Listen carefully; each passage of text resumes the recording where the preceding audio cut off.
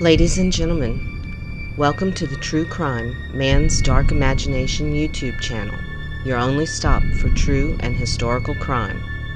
Please welcome your host, educator, historian, and author, Alan G. Gautreaux.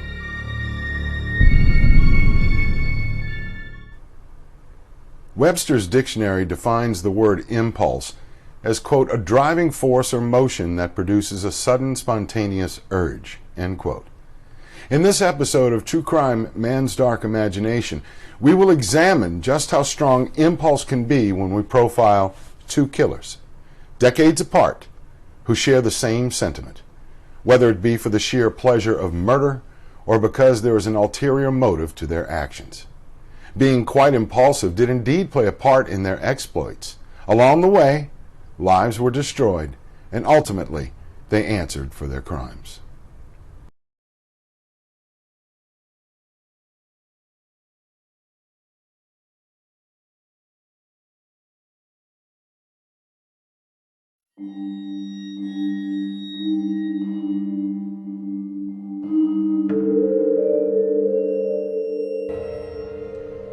In the office of detectives of Hamilton, Ohio, a young man sat relating the events of the past few years to the detectives situated around him. Alfred Knapp was arrested just 2 days before for the murder of his wife, Hannah Knapp. What authorities failed to realize was that the 43-year-old unemployed murderer had killed more women than he let on until the day that he sat and recounted the events of his life in a very detailed confession. Alfred Andrew Knapp was born in 1863 in Terre Haute, Indiana, as one of two children to Cyrus and Susanna Knapp. At the tender age of 5, Alfred suffered a massive head injury when a horse allegedly kicked him in the head, which, some say, affected his mind for years to come. In 1879, local authorities in Ohio sent Knapp to the Cincinnati House of Refuge, where they labeled the 14-year-old as an, quote, incorrigible, unquote.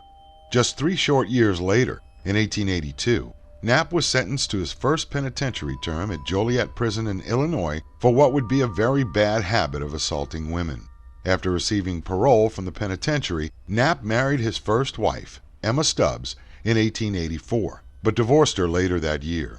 After divorcing his first wife, Knapp was arrested for petty larceny and sentenced to prison in Jeffersonville, Indiana, for a year.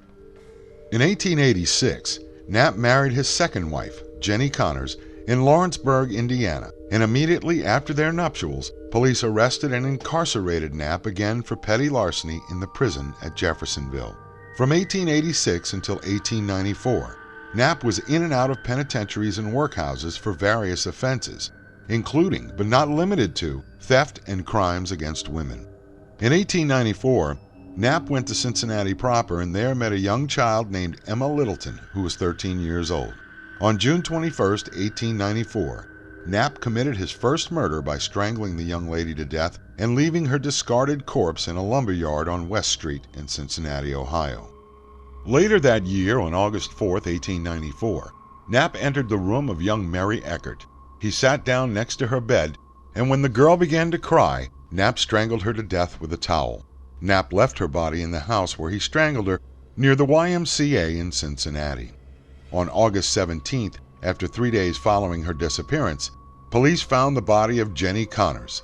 Knapp hid Connors' corpse under the Canal Street Bridge on Liberty Street in Cincinnati and then threw her body into the canal adjacent. The coroner later ruled her death as a suicide. Not until later did investigators link her disappearance and demise to the elusive Knapp. In July 1895, Knapp murdered Ida Gebhardt. When queried about the murder later, Knapp stated he could not remember the details of the crime. From 1896 until 1902, Knapp again found himself incarcerated for various crimes in Michigan City, Indiana. After his release from that sojourn, Knapp made friends with another convict, Charles Gable, and proposed to his new consort that the latter should murder some young yet wealthy sisters named Graham. Sometime in mid-1902, Knapp married Hannah Goddard. On December 22, 1902, Goddard disappeared from her Cincinnati home. Knapp spent several days with his sister before finally announcing that his wife had disappeared. Soon thereafter, Knapp moved from his home in Hamilton and then back to Indianapolis.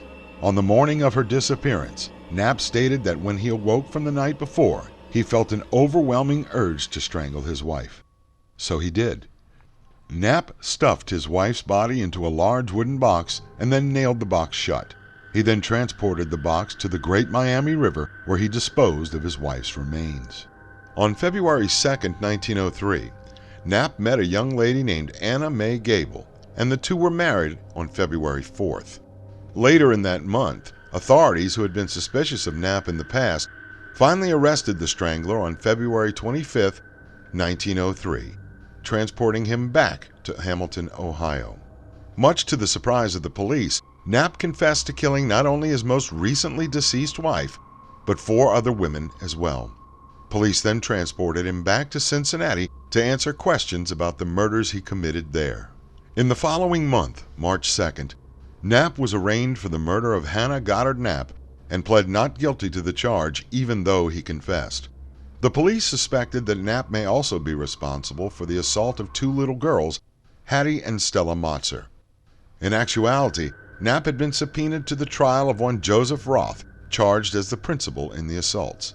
Roth's defense attorneys forwarded the theory that Knapp so closely resembled Roth that the little girl's identification of their client may be mistaken.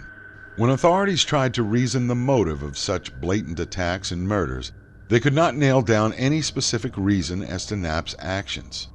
The suspect stated that he would just wake up in the middle of the night and his hands would be around the throat of his wives. As far as the other victims were concerned, young girls, Knapp overpowered them with such ease that he grew accustomed to the act. Never during the time of his confession did the suspect demonstrate any remorse to his actions. One newspaper recorded the killer as spouting, quote, "It is a pleasure for me to kill a woman. When I get my hands on her throat and she commences to struggle, I just squeeze and squeeze. Not too hard, for I don't want her to die too soon, but just hard enough to keep her from crying out. The longer she struggles, the better I like it, for I know I can kill her the minute I am ready." End quote. On July 16, 1903, with his only defense to plead insanity, a jury found Alfred Knapp guilty of willful murder in the death of Hannah Goddard Knapp and sentenced him to death. But that was not the end of the story. On January 6, 1904, a circuit judge granted Knapp a new trial. In June of that year, a jury convicted Knapp of murdering his 3rd wife again. This time, justice waited no longer for the murderer. In the late morning of August 19, 1904, prison authorities in Columbus, Ohio prepared the condemned man for his date with justice. Prior to being marched to the room containing Ohio's electric chair, Knapp made a jailhouse confession to one of the guards where he claimed to have been the man who assaulted Hallie and Sally Motzer, a crime that Joe Roth stood convicted. At 12:03 p.m., prison guards placed Knapp in the electric chair and buckled the belts around his legs, arms, torso, and finally his head. With his head partially shaved, the skull cap was placed securely over his head, and this would deliver the electricity. When the guards gave the all clear, electricity surged through Knapp's body, and it became apparent that the right voltage was used. At 12:09 p.m., the prison doctor announced Knapp dead. The corpse of the Ohio Strangler was buried in an unmarked grave at the Mount Calvary Cemetery in Columbus, Ohio. Shortly before his execution, Knapp granted the request of a Presbyterian minister, Reverend C.F. Foss, to provide a last statement. In this statement, Knapp reflected on his criminal career, describing his conscience to the holy man. "I had a clear sense of right and wrong when young as a man, but I never cared anything about it. It was so much easier to do wrong than right. I have never suffered from a sense of guilt, and almost not at all from fear. I don't want to, and never did, resist any impulse to do wrong. I'm very kind-hearted. You can make me cry any time by reading a love story or telling of a deed of bravery. It is true that I have never tried to stop my bad self. I have just let myself go. I know, if I get out of prison, I shall kill my sister and her husband for raising suspicion against me."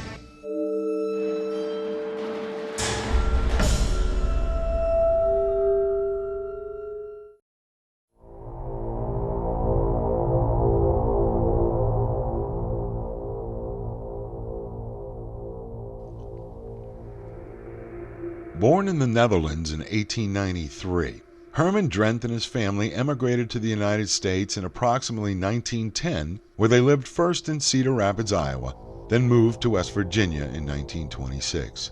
In 1927, Herman married Luella Struther, who owned a farm and a grocery store.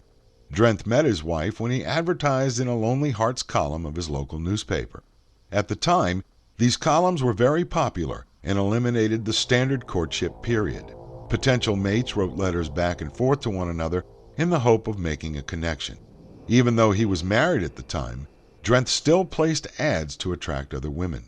The responses Drent received from his advertisements sometimes topped between 10 to 20 letters a day. In some instances, that connection proved to be deadly. While he lived at the Struther farm, Drent built a garage and basement in his home in Quiet Dell, West Virginia. In the summer of 1931, Drent wrote letters to Asta Eicher, a widowed mother of 3 children who lived in Park Ridge, Illinois. Drent used the alias Cornelius O. Pearson. It was as Pearson that Drent left his wife's home to visit Eicher and her children in Illinois. When he arrived, Drent insisted that Eicher accompany him on a short trip for a few days.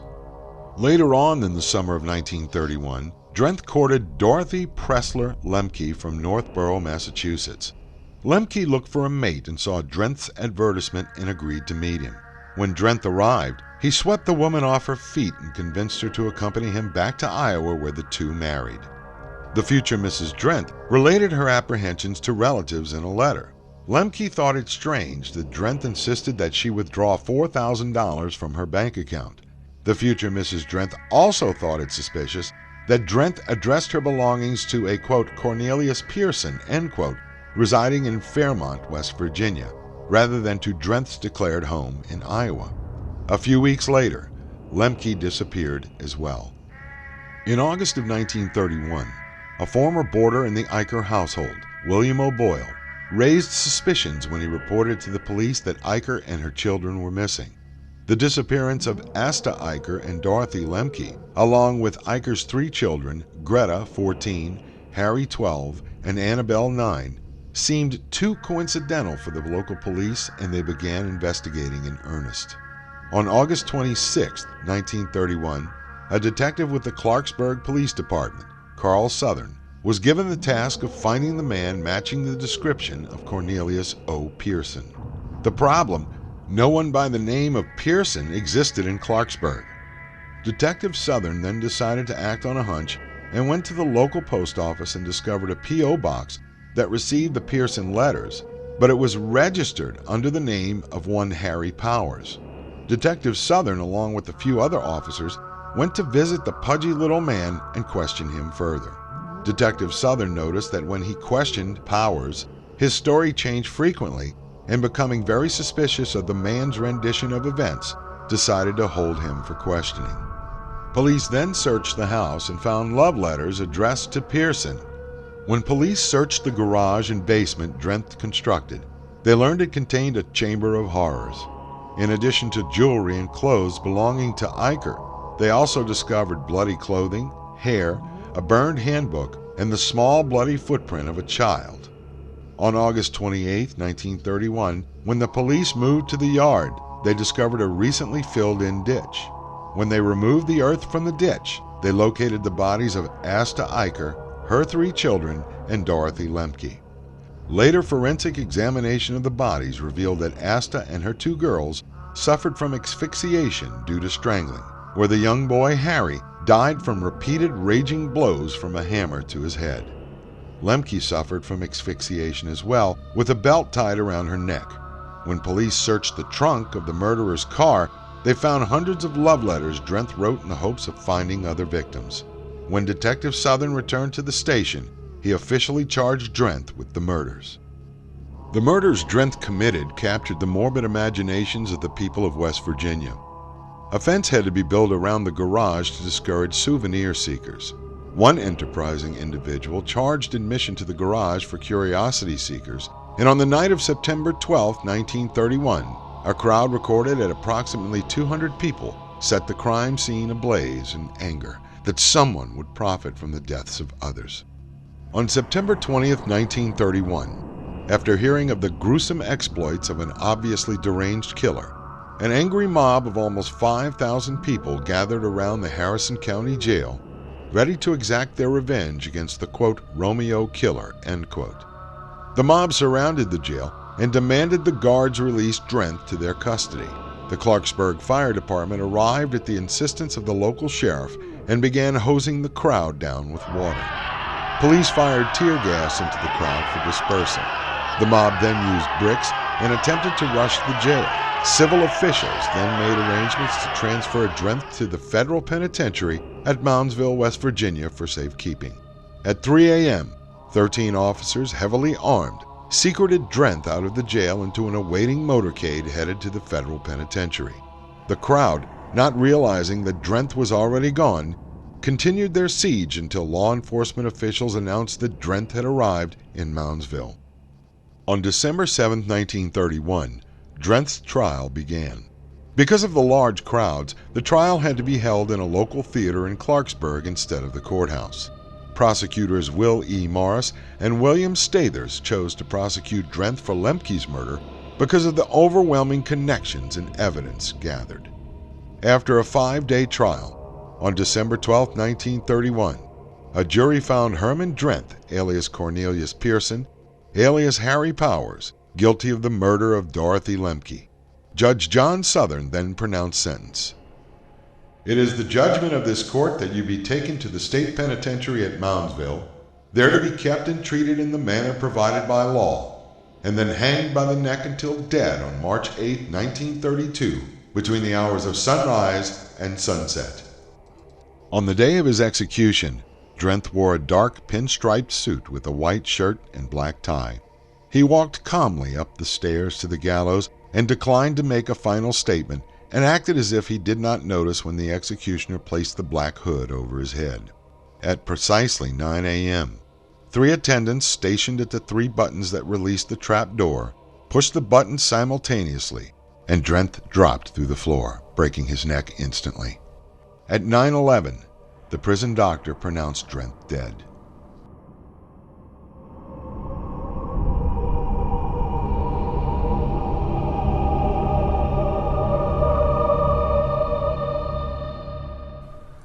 Although Herman Drent's crimes were not as popular as most serial killers of the age, his exploits saw immortality depicted in a 1953 novel entitled The Night of the Hunter by Davis Grubb. In 1955, it was later adapted to the silver screen by Charles Laughton and starred Robert Mitchum and Shelley Winters. Although a strictly fictional account taking place in an earlier time period, film aficionados could not mistake the plot and who was characterized by the film. In this scene you're about to see, it demonstrates Harry Powell, the main character, his psychopathy. Until next time on True Crime, Man's Dark Imagination.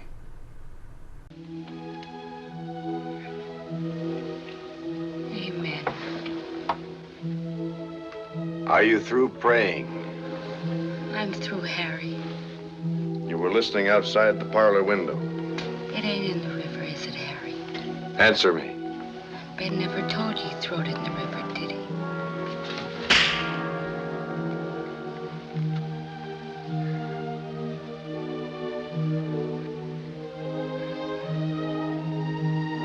The children know where it's hid. John knows. Is that it, Harry?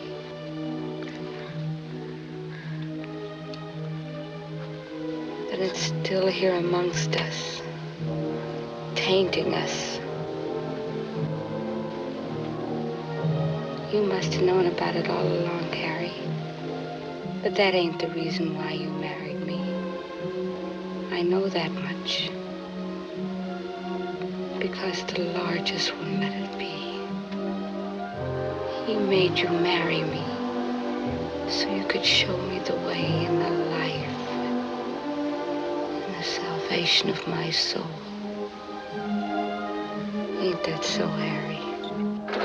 So you might say that it was the money that wrung us together. The rest of it don't matter.